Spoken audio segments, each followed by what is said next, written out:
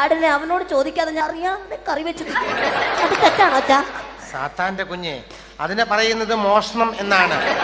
പിന്നീട് നീ ഒരു കാര്യം മനസ്സിലാക്കണം.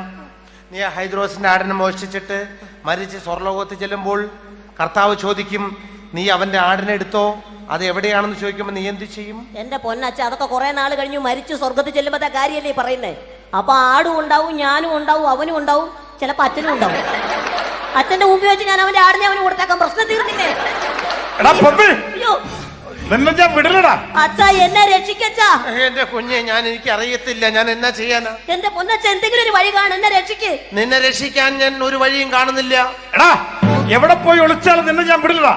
ഈ ഹൈദ്രോസിന്റെ കയ്യിൽ നിന്ന് ഒരു പന്നിയും രക്ഷപ്പെട്ടില്ല. പത്തി.